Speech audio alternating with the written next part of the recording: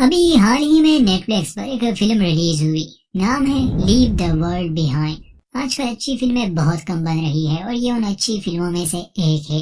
कहानी कुछ इस तरह है कि एक परिवार न्यूयॉर्क के लॉन्ग आइलैंड पर छुट्टियां बिताने चला जाता है और अगले ही दिन सब कुछ बदल गया। सिर्फ उनके लिए नहीं बल्कि करोड़ों लोगों के लिए। यह कहना भी गलत नहीं होगा कि जिस दुनिया को वो जानते थे वो बिल्कुल उलट जाती है। फिल्म में काफी कुछ राज रखा गया है जो हमें उलझन में डाल देता है। हमें ये पूरी कहानी बस कुछ लोगों के नजरिए से दिखाई जा रही है, बल्कि हम ऑडियंस को भी ऐसे ट्रीट किया जाता है जैसे हम भी इस कहानी का हिस्सा हो। चलिए आगे देखते हैं क्या है इस फिल्म में। चैनल को सब्सक्राइब करना ना भूलें। शुरुआत होती है तो सबसे पहले हमें पृथ्वी दिखाई जा रही है, फिर अमेरिका जहाँ सूरज उग रहा था। एक आम दिन से ही सब शुरू हुआ। अब हम कहानी के अंत तक एक परिवार के साथ जुड़े रहेंगे, क्ले सैनफोर्ड का परिवार, जिसमें वो, उसकी पत्नी अमेंडा और 2 बच्चे रोज और आर्ची है। इन लोगों के बारे में जानना जरूरी है। क्ले एक प्रोफेसर है और न्यूयॉर्क के एक यूनिवर्सिटी में पढ़ाता है। बहुत शांत इंसान है, गुस्सा जल्दी नहीं आता, अपनी पत्नी और बच्चों से बहुत प्यार करता है। मगर अमेंडा बहुत गुस्सैल और लोगों से नफरत करने वाली औरत है। चिड़चिड़ापन, लोगों से बदतमीजी करना, लोगों पर शक करना, जल्दी गुस्सा आना, ये सभी अच्छी बातें अमेंडा में थी और वो एक एडवर्टाइजमेंट कंपनी में काम करती थी। इनकी छोटी बेटी रोज एक मासूम सी बच्ची है जो आजकल फ्रेंड्स सीरीज का लास्ट सीजन देख रही है। आर्ची चूंकि बड़ा है और प्यूबर्टी के लेवल पर है, इसलिए उसमें कुछ गलत बातें हैं और अक्सर वो अपनी छोटी बहन को तंग करता रहता है। बाकी ये एक साधारण सा परिवार है। तो आज के दिन जब क्ले की आंख खुलती है, अमेंडा पहले ही जाग चुकी थी। आज वो थोड़ी सी अलग थी। क्ले से कहती है कि आज सुबह जब मैं जागी, खिड़की से बाहर देखा लोगों को, तो मेरे मन में ख्याल आया क्यों ना हम कहीं छुट्टी पर चले जाए। इसलिए मैंने लॉन्ग आइलैंड पर एक घर बुक किया है, हम वहीं जाने वाले हैं। और तुम्हें इसलिए नहीं बताया कि अगर मैं बुकिंग करूं तो तुम मुझे मना नहीं कर सकोगे। बेचारा क्ले क्या कहता, वो मान जाता है। अमेंडा बच्चों को तैयार करती है और अगले सीन में हम इस परिवार को अपनी गाड़ी में देखते हैं जो लॉन्ग आइलैंड की तरफ जा रहे थे। ये सभी काफी खुश थे। कुछ घंटे बाद ये उस घर में पहुंच जाते हैं जो अमेंडा ने ऑनलाइन बुक किया था। घर काफी शानदार था, इन्हें पसंद आता है। वहाँ एक पूल भी था, इसलिए बच्चे तो सीधा पूल में ही चले जाते हैं। क्ले गाड़ी से सामान ले आता है और अमेंडा कहती है कि मुझे मार्केट जाना है ताकि खाने पीने का सामान ले आओ। अमेंडा खुशी खुशी मार्केट जाती है, अपने जरूरत का सारा सामान ले आती है। पार्किंग लॉट में जब वो अपनी गाड़ी में सामान रख रही थी तो वो एक आदमी को देखती है जिसने बहुत सारा पानी और खाने का सामान खरीदा था। ये बहुत ज्यादा था किसी एक परिवार के लिए, मानो जैसे दुनिया का अंत होने वाला हो और वो इसके लिए खुद को तैयार कर रहा है। फिर अमेंडा को भी थोड़ा अजीब लगता है और हमें भी, मगर वो उससे बात नहीं करती और वापस घर आती है। क्ले स्मोकिंग करता था, मगर अमेंडा जैसी पत्नी के डर से बेचारे ने स्मोकिंग ही छोड़ दी थी। अब ये छुट्टियां आती तो अमेंडा खुद ही उसे सिगरेट का एक पैकेट देती है कि तुम यहाँ स्मोक कर सकते हो मगर बच्चों के सामने नहीं। दोनों एक दूसरे के साथ अच्छा समय बिताते हैं और फिर तैयारी करने के बाद ये लोग बीच पर चले गए। ये वहाँ शांति के साथ अपना समय बिताते हैं, मगर जब बीच पर ये आए, इन्होंने समुद्र में एक जहाज देखा। इन्हें लगा कि अपना रास्ता बदल लेगा। क्ले का कहना था कि मैंने सुना है यहाँ काफी बंदरगाह है। 1-2 घंटे बाद भी वो शिप वहाँ थी, बल्कि अब वो नजदीक आ चुकी थी। छोटी रोज तो बस उसे देखे जा रही थी, उसे कुछ ठीक नहीं लग रहा था। और फिर कुछ देर बाद वो कार्गो शिप इतनी नजदीक आ जाती है कि अमेंडा क्ले को जगाती है, कहती है कि कुछ गड़बड़ है। वो शिप रुकने का नाम ही नहीं ले रही थी। क्ले सबको वहाँ से भागने के लिए कहता है। बीच पर हंगामा मच गया, वो जहाज बीच पर ही रुक जाता है, मानो जैसे कोई उसे कंट्रोल कर ही नहीं रहा। इस अजीब से हादसे के बाद बीच को खाली कर दिया गया। क्ले वहाँ के गार्ड से इस बारे में पूछता है तो जवाब में वो कहता है कि शायद नेविगेशन सिस्टम में कोई खराबी आई होगी। ऐसे और भी जहाजों के साथ हुआ है। ये लोग सीधा घर आते हैं। आते ही इन्हें पता चला कि इंटरनेट भी काम नहीं कर रहा।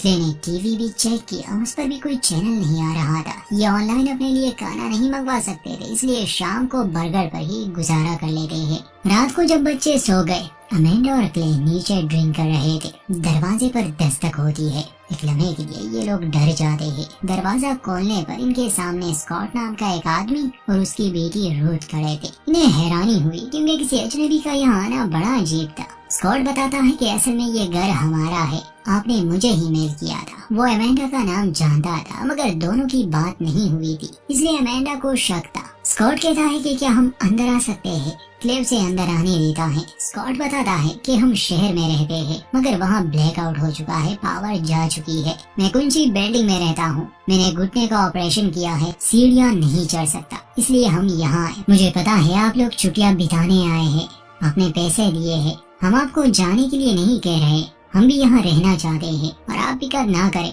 हम बिल्कुल भी आपको परेशान नहीं करेंगे, हम बेसमेंट में सो लेंगे और मैं आपको पैसे भी दे दूंगा। वो $1000 क्ले को वापस करता है। खैर क्ले को तो उन पर कोई शक नहीं था मगर अमेंडा इतनी आसानी से मानने वाली नहीं थी।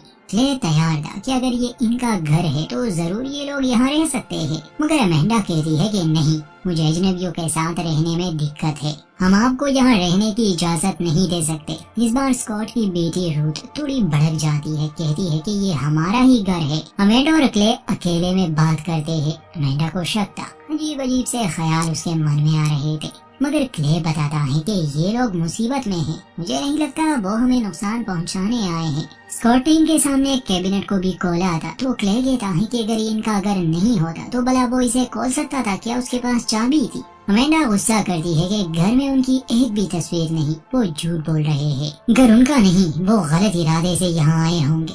क्ले समझाता है कि मैं उनसे बात करता हूँ, अगर मुझे थोड़ा सा भी शक हुआ तो मैं उन्हें जाने के लिए कह दूंगा। एक बार फिर से ये दोनों उनसे बात करते हैं। स्कॉट बहुत अच्छे से पेश आता है।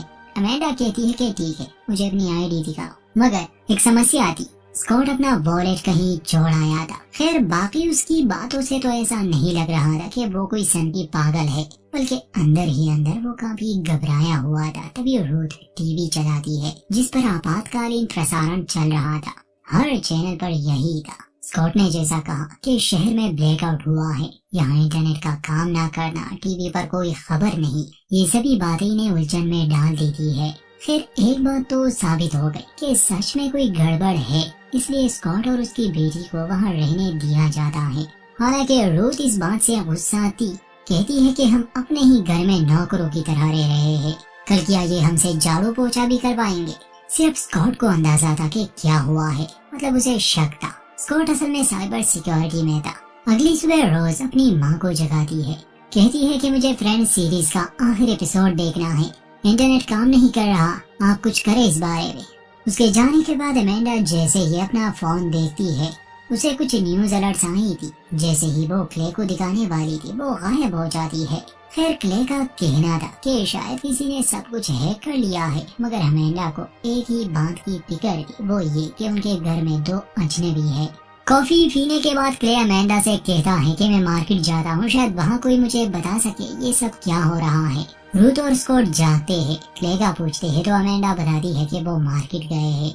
वो न्यूज अलर्ट्स के बारे में बात करती है। ये सुनकर स्कॉट थोड़ा सा चौंक जाता है। अमेंडा पूछती है कि क्या हालात बेकाबू हो रहे हैं, तो स्कॉट मुस्कुराता है कि नहीं, मुझे यकीन है सब कुछ ठीक हो जाएगा, असल में वो इन्हें डराना नहीं चाहता था।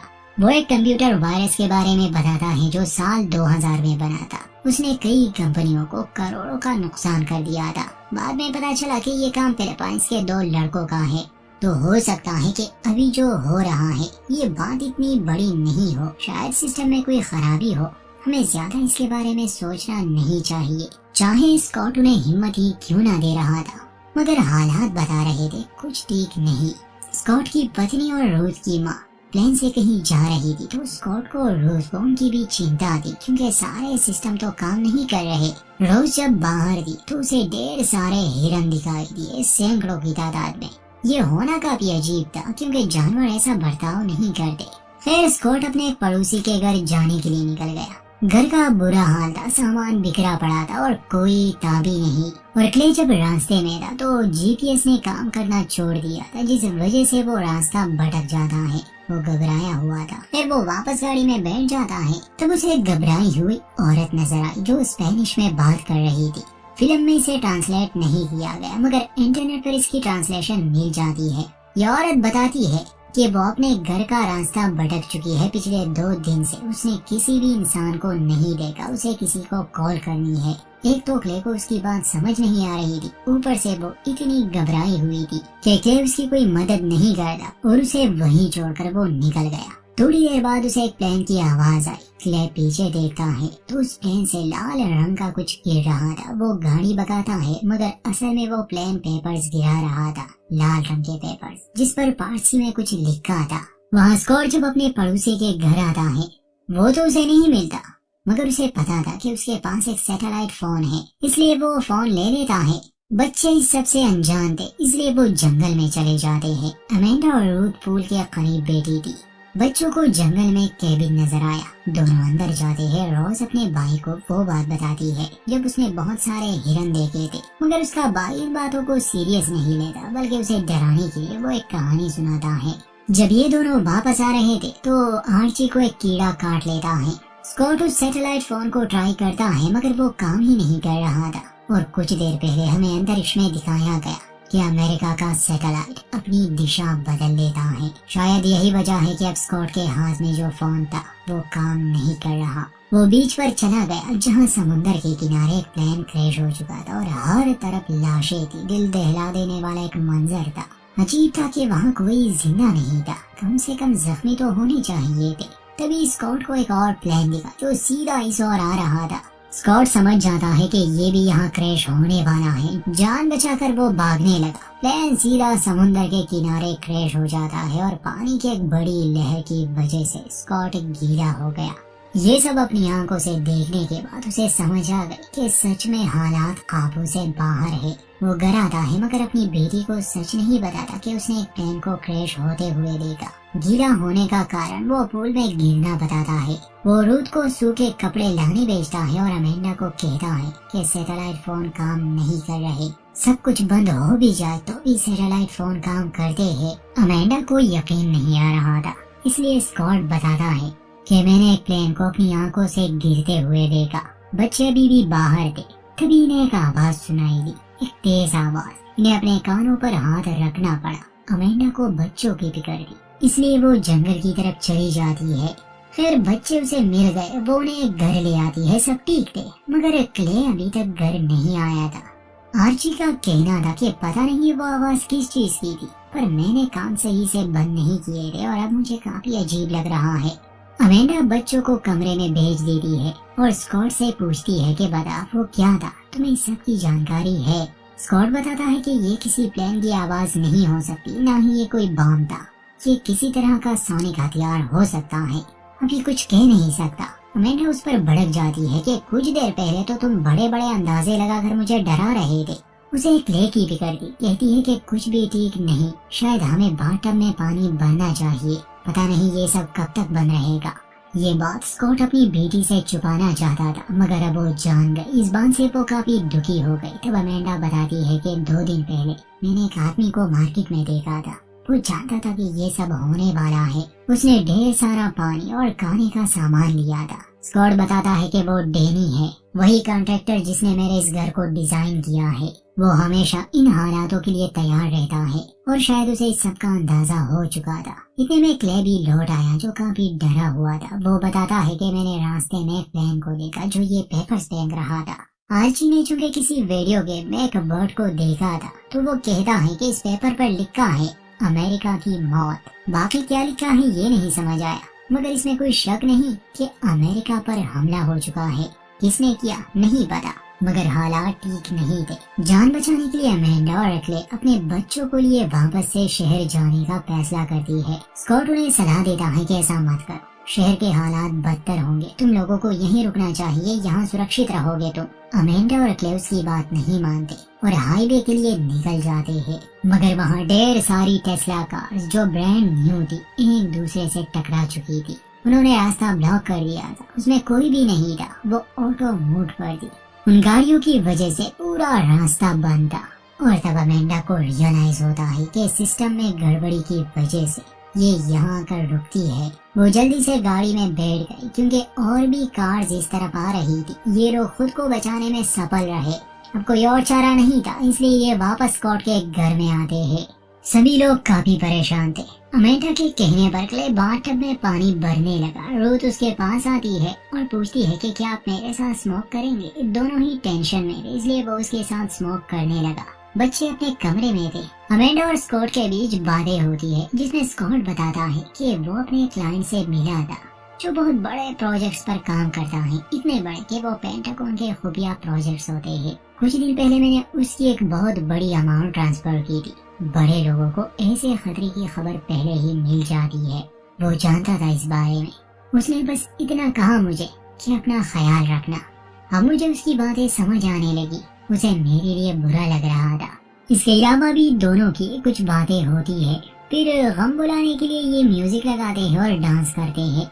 घर के लॉन में रूथ और क्ले बेटे इस हालात को लेकर बात कर रहे थे। क्ले बताता है कि एक बात हमने तुम लोगों से छुपाई थी, वो ये कि जब हम बीच पर गए थे वहाँ एक समुद्री जहाज आकर रुक गया। वो बेकाबू हो चुका था। इतने में एक आवाज सुनाई दी, ये पूल में जाते हैं तो वहाँ ढेर सारे फ्लेमेंगोज आए थे। एक और अजीब सी घटना, वहाँ घर में अमेंडा स्कॉट को गले से लगाती है और हौसला देती है कि तुम जल्द ही अपनी पत्नी से मिलोगे। और थोड़ी ही देर में फिर से वो आवाज, जिससे ये सभी सर पकड़कर बैठ जाते हैं।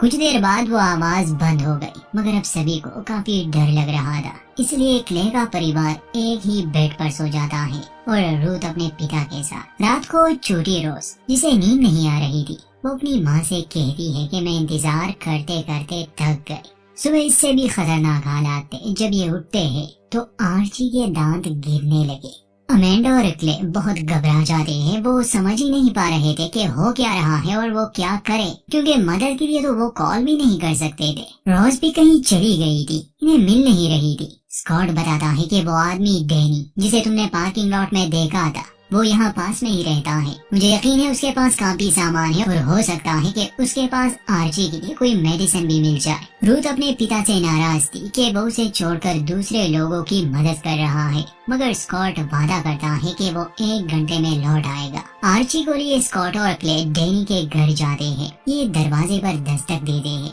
डैनी के हाथ में गन थी। वो इन दोनों से कहता है कि वहाँ दूर अपनी गाड़ी के साथ खड़े रहो, फिर बात करेंगे। स्कॉट हैरान था क्योंकि डैनी उसका दोस्त हुआ करता था और अब वो पूरी तरह से बदल चुका था, मानो जैसे जिंदा रहने की एक जंग शुरू हो चुकी हो। स्कॉट उनसे मदद मांगता है। क्ले बताता है कि मेरे बेटे को कुछ हो गया है, वो उल्टियाँ कर रहा है और उसके दांत गिर रहे हैं। डैनी बताता है कि दांत गिरना कोई बड़ी बात नहीं है, ये और भी जगहों पर हो चुका है। ये तेज आवाज जो बार बार सुनाई देती है, ये सीधा दिमाग पर असर करती है। मैं तुम्हारी कोई मदद नहीं कर सकता, चलो जाओ यहाँ से। बल्कि मैं तो हैरान हूँ कि तुम लोग अपने घरों से कैसे निकले। स्कॉट पूछता है कि ये तुम कैसी बातें कर रहे हो, हम दोस्त हैं। डैनी कहता है कि वो सब पुरानी बातें हैं, अब हालात बदल चुके हैं स्कॉट, हम पर हमला हो चुका है, ये एक युद्ध है और मुझे जो सही लगता है मैं वही करूँगा। मुझे अपने परिवार को सुरक्षित रखना है और तुम्हें भी। क्ले कहता है कि भला हम कहाँ जाए, कौन हमारी मदद करे। स्कॉट और डैनी में बहस छिड़ जाती है। दोनों एक दूसरे पर बंदूक तान देते हैं, मगर क्ले उनके बीच आता है, दोनों को समझाता है। डैनी से विनती करता है कि प्लीज हमारी मदद करो, मेरी जगह आप होते तो क्या करते, मैं पैसे देने को भी तैयार हूँ। तो डैनी कहता है कि जब सरकार ही नहीं रहेगी तो पैसों का क्या फायदा। खैर अंत में वो मदद तो करता है। जाने से पहले वो बताता है कि ये काम कोरियंस का है या फिर चाइनीज का। अमेरिका ने इतने सालों में काफी दुश्मन बना लिए और वो सब एक हो गए। क्ले उसे वो पेपर दिखाता है। उनका मानना था कि ये ईरान का काम हो सकता है। जो भी हो, किसी के पास भी सही जानकारी नहीं थी। डैनी बताता है कि फोन्स बंद होने से पहले मेरे दोस्त ने सैन डिएगो में हुए ऐसे ही एक घटना का जिक्र किया था, मगर वहाँ जो पेपर्स गिराए गए थे वो चाइनीज में थे। खैर स्कॉट, क्ले और आर्ची वापस से कार में बैठ जाते हैं। जाने से पहले स्कॉट क्ले से पूछता है कि मुझे बताओ, क्या तुम मेरे साथ हो, मुझे ये जानना है। क्ले पूछता है कि तुम ऐसा क्यों पूछ रहे हो, तो स्कॉट समझाता है कि मुझे शक पहले से ही था कि ऐसा कुछ होगा। आजकल के दौर में अगर किसी देश को खत्म करना हो तो 3 चालों वाला एक दाव खेलना होगा। पहली चाल, किसी भी देश की सरकार को अगर तोड़ना हो तो उन्हें आइसोलेट कर दो, उनके कम्युनिकेशन और ट्रांसपोर्ट को पूरी तरह बंद कर दो, अपने निशाने को लाचार बना के दुनिया से तोड़ दो। और जो हुआ हमने देखा।